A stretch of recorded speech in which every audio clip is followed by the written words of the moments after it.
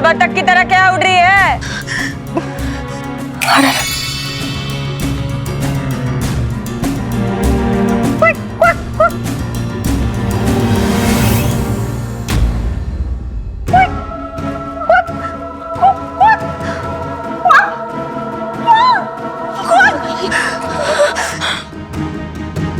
ए छोरी, सुन, तुझे ना बकरे की तरह कोई हलाल ना करे। तू मेरे साथ चल चल।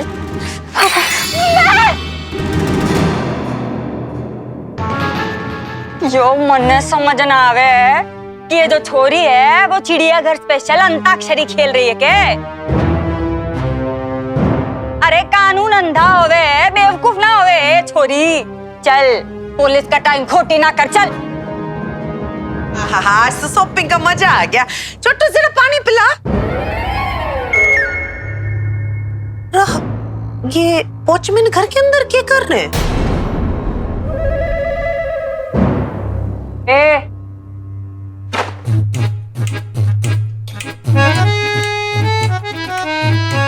क्यों के रामलीला चल रही है घर में?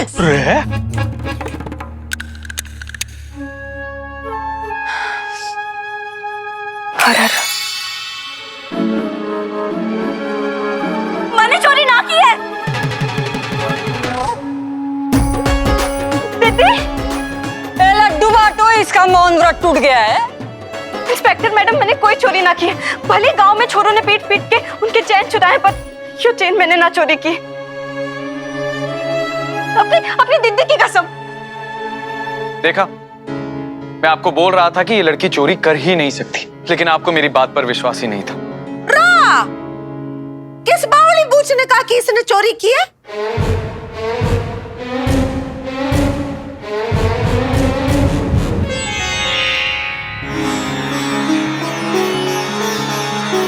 किसने इल्जाम लगाया हमारी बच्ची पर चैन चुराने का? इल्जाम तो सबूत लगा रहे हैं। चोरी इसी ने तो की है, इसके कमरे से मिली है चेन। यो चेन इनके कमरे में मैंने रखी थी।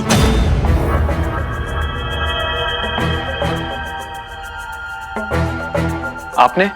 हाँ, हमारे जिगर का टुकड़ा, हमारी मेहनती काबिल बच्ची, नई नौकरी लगी तो मैंने सोचा सगुन के नाम पर सोने की कोई चीज दे दूं इसको। अरे छोटू, क्या बोले उससे? क्या हुआ? नींबू ना, संतरा सूरत ना, सूरन ना। जिसे देख के ना ऐसे ऐसे हो जाओ, वैसा सरप्राइज। सरप्राइज, सरप्राइज देना चाह रही थी मैं शिवानी को, इसीलिए चुपचाप उसके कमरे में जाके सोने की चेन रख दी कि बच्ची सुबह उठेगी तो खुश हो जाएगी।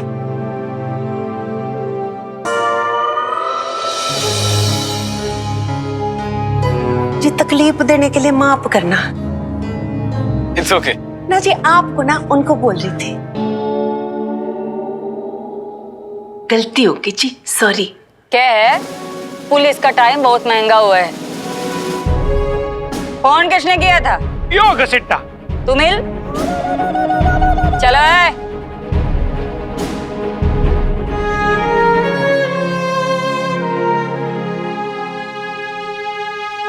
आप दोनों बहुत लकी हैं जो आपको इन जैसे मामा और मामी मिले। वैसे शिवानी, आपकी चोट ठीक हो गई? Very good. सो कल मिलते हैं ऑफिस में सुबह 9 बजे।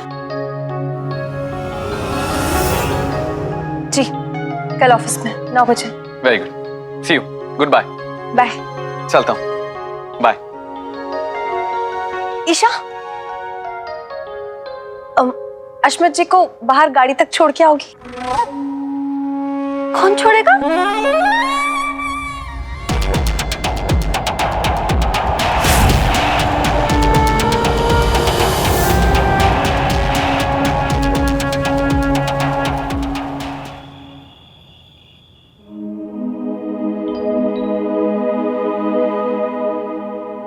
क्षमा कर दे सिद्धि,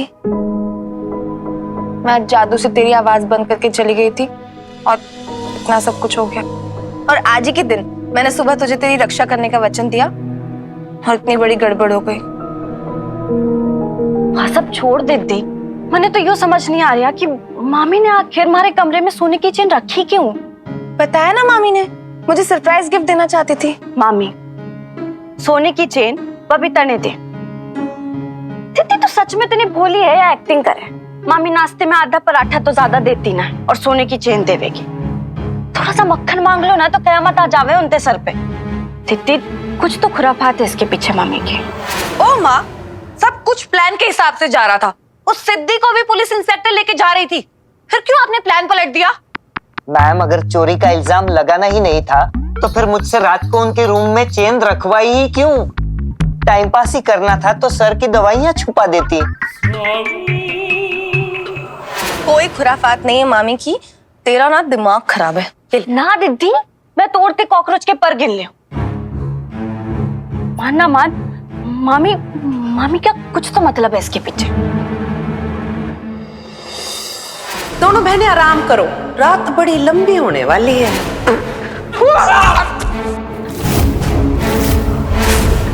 यो राम कहानी में जरूर कुछ तो ट्विस्ट है मामी का। तो मान ना मान दीदी, शहद चटा कर ना चूरन खिलाने का प्लान है मामी का। बहुत दिमाग चला लिया है तूने सिद्धि, अब खाना खा। दीदी हो गया।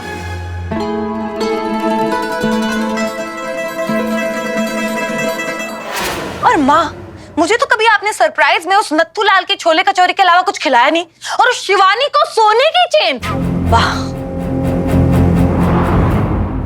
तुम्हारे मूंगफली जितने छोटे दिमाग में हमारा बड़ा प्लान कभी ना समझ में आवेगा, कभी ना। चल अब सो जा, मुझे सुबह ऑफिस भी जाना है। हाँ दीदी, मामी के चक्कर में तो ये बात भूल ही गई मैं। फिर तू तो जिज्जू के ऑफिस में इस्तीफा देने गई थी ना, पर देख के ना आई। कहा था ना मैंने, ये प्यार ना होगा कम, ना हो पाया ना तुझसे। दीदी तेरा दिमाग ना भले कितना कह ले, लेकिन दिल भी इसमें जिज्जू के नाम के गोते खा रहा है, इसलिए इस्तीफा ना दबे आई ना। मेरी बात सुन सिद्धि, आज मामी ऑफिस आई थी। आप यहाँ पे कैसे? अस्मित जी से कुछ काम था मैंने। तू अस्मित के कैबिन में अकेली क्या कर रही है? जी,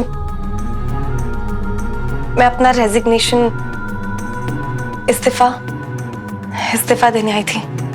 इस्तीफा?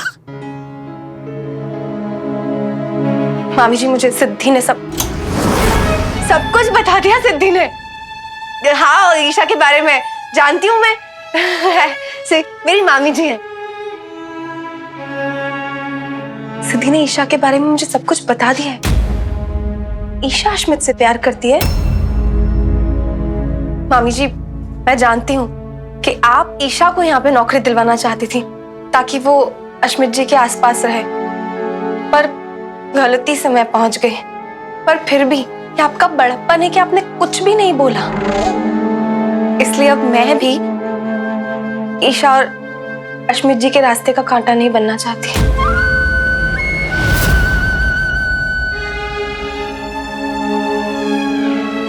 इसलिए इस्तीफा दे रही थी ताकि वो मेरी मामी जी हैं, ताकि मैं नौकरी छोड़ूं तो ईशा को अवसर मिल सके। मामी जी, आपने मेरे और सिद्धि के लिए इतना कुछ किया है, इसलिए अब एक वचन मैं आपको देती हूँ कि मैं ईशा और अश्मित जी को मिला के रहूंगी। तू कैसे मिलाएगी उन दोनों को? वो आप मुझ पे छोड़ दीजिए। रचोड़ी बात तो ऐसे कर रही है जैसे कोई जादू है तेरे पास। बस ये समझ लीजिए कि जादू ही है, और अब जादू तो ईशा के प्यार का चलेगा अश्मित जी के ऊपर। और देखिएगा, अश्मित जी खुद आकर ईशा को कहेंगे कि वो उससे कितना प्यार करते हैं। ये वचन है मेरा आपसे। बेटा, तू अपनी बहन ईसा के बारे में इतना सोचे? अगर उसकी सगी भी होती ना, इतना ना सोचती। तुझे अपनी भांजी बुला के ना हमारा सर ऊंचा हो जावे गर्व से। अच्छा बेटा, अब तू ईसु के लिए इतना कर ही रही है, तो एक और काम करते हमारे लिए।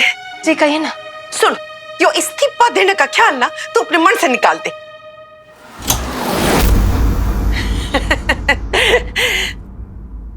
मामी है जी मेरी, भांजी हूँ। बेटा, अगर तूने ठान ही लिया ना कि अस्मित और ईसा को मिलाएगी, तो बस वैसा करती जा जैसा मैं बोल रही हूँ। और बहुत जल्द तू ईसा के लेडी संगीत में ना लहंगा पहन के नाच रही होगी।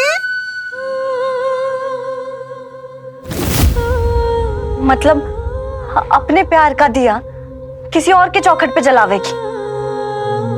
तिथि क्या किया तूने? क्या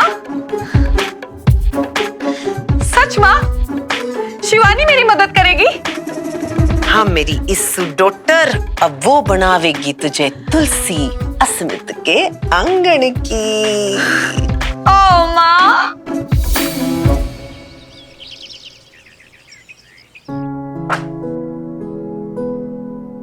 एक बार अश्मित को लड़की पसंद आ जाए, फिर मैं कल से बात करता हूं।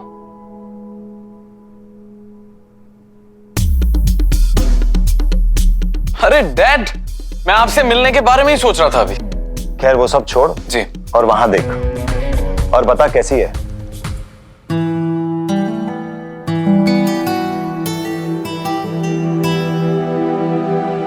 It's superb dad, mind blowing, बहुत कमाल की। पसंद आई तुझे? एक नजर में पता लग जाता है कि चीज कमाल है। चीज? यस डैड, क्या मटेरियल है, बहुत अच्छा है। मटेरियल? हाँ डैड, स्ट्रक्चर देख के ही पता लग रहा है। ये कैसे शब्द इस्तेमाल कर रहा है तू अश्मित? हाँ? शर्म आ रही है मुझे कि मैं एक ऐसे बेटे का बाप हूं जो एक प्यारी सी लड़की के लिए ऐसे शब्द इस्तेमाल कर रहा है। अब तुम हाँ भी कहोगे तो भी मैं तुम्हारी शादी इस लड़की से नहीं करवाऊंगा। Dad one second, I think कोई कंफ्यूजन हुआ है। कौन सी लड़की? मैं तो उस बिल्डिंग के बारे में बात कर रहा हूँ जिसको आप खरीदने वाले थे। झूठ मत बोलो। अरे डैड, कहाँ है?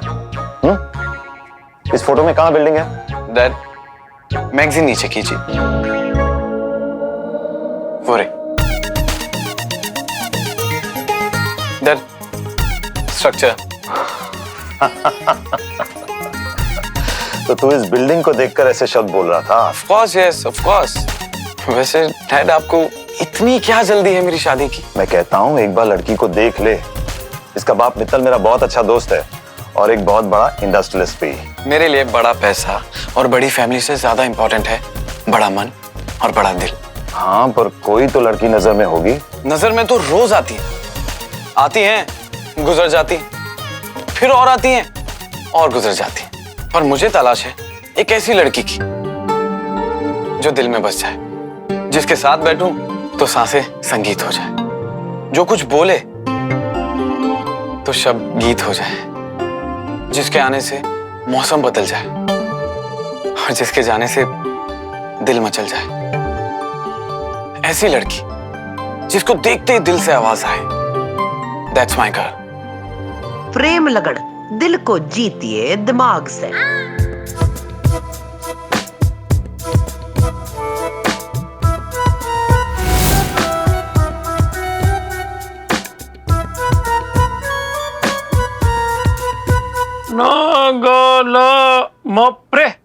ओ गुड लॉर्ड। मैम, ये कौन सी चीप सी बुक उठा लाई हैं आप? हाँ, खुशी का मौका है। अच्छा, एक साथ तू चिप्स भी ले आ। मैं मुन्नी, देखना पड़ेगा ये लीकेज है कहां से। ओ माँ, वो चिप्स नहीं कह रहा, वो चीप कह रहा है। वो कह रहा है कि घटिया बुक है ये। क्या? राकल के अंडे, ये कोई साधारण किताब ना है, ये तो ग्रंथ है, प्रेम ग्रंथ। रमन ने इसकी जरूरत ना है, फिर भी इसको इस्तेमाल करने में कोई हर्ज ना है। तू बस इतना समझ कि किसी को प्रेम में गिराकर लगन मंडप तक ले जाने के अलग अलग रास्तों का नक्शा है ये। और इस ग्रंथ से हमारी इस डॉक्टर अस्मित को प्रेम से लगन मंडप तक ले जावेगी।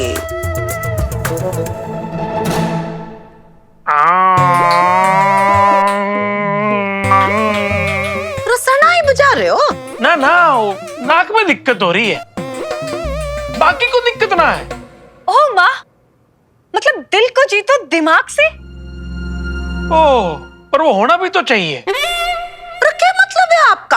अस्मित को दिल ना है? ना ना, मैं तो ईशा डॉक्टर के दिमाग के बारे में बोल रहा हूँ। मामी जी, अब कितनी भोली हैं। अरे छोरी, रत पूछ रही है कि बता रही है? बता रही हूँ मामी जी। प्यार ऐसे किताब में लिखे तौर तरीकों से नहीं होता है, वो तो बस हो जाता है।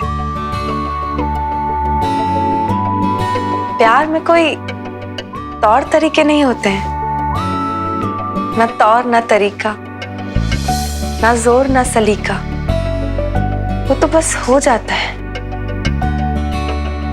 बिना सोचे बिना समझे बिना कुछ माने, बस हो जाता है।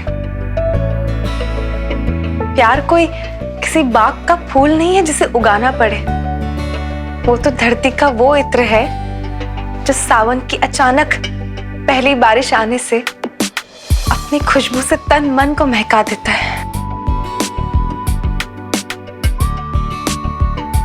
और उसमें दिमाग की कोई जरूरत नहीं होती है,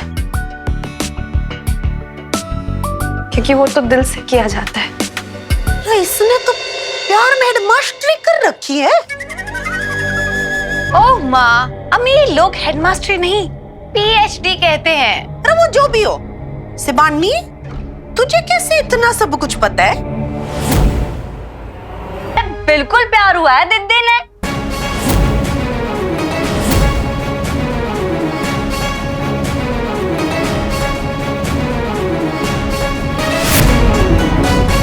क्या बोल रही है सिद्धि? शिबानी ने किससे प्यार किया? नहीं, ऐसा कुछ भी नहीं। बता दी हूँ दीदी। हाँ सिद्धि, बताओ शिवानी को किससे प्यार हुआ है? है एक राजकुमार।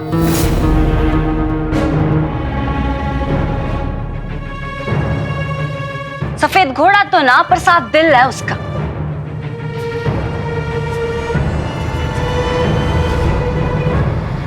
जो सबकी इज्जत करे, सबने प्यार करे। दिल का थोड़ा दिल फेंक है, पर इरादों का नेक है। लाखों में नहीं, करोड़ों में एक है वहां। यू क्या लड़का है? दीदी ना बतावेगी, मैं बताऊं?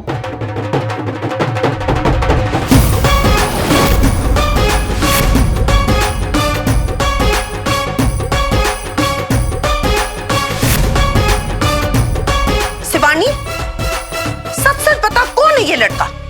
हमी जी, लड़का नहीं है कोई, ये दीदी डर क्यों रही है, बता ना मामी को। रोज मिलने भी आवे है।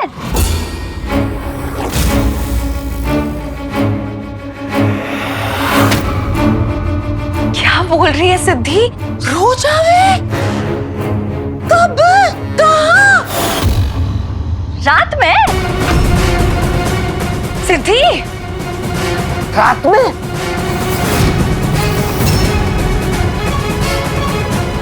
रोज मिलने भी आवे है। कब? रात में? सिद्धि, दीदी के सपनों में है ना दीदी?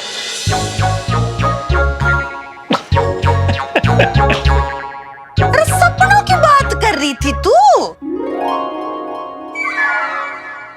मैम, हम ईशा बेबी की बात करें, वरना उनके सपनों का राजकुमार सपने में ही रह जाएगा। अरे ऐसे कैसे रह जाएगा? इसीलिए तो किताब लेकर आई हूँ, ताकि मारी ईशा डॉक्टर का हर सपना साकार हो जाए।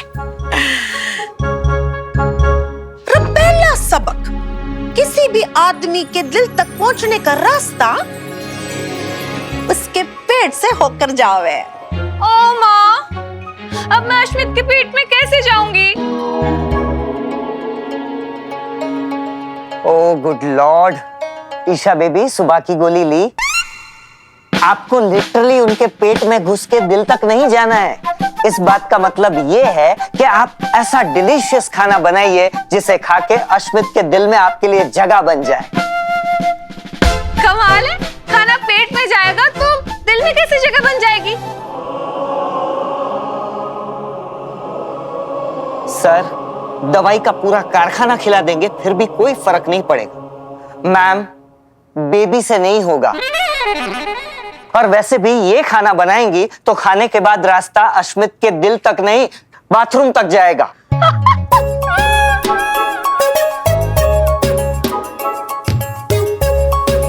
He's right, माँ। मैं नहीं चाहती कि अश्मित मेरे हाथों का खाना खाए और मुझे कोसता हुआ जाए। रबावली, तुझसे किसने कहा कि खाना तू बनावेगी? फिर कौन बनाएगा?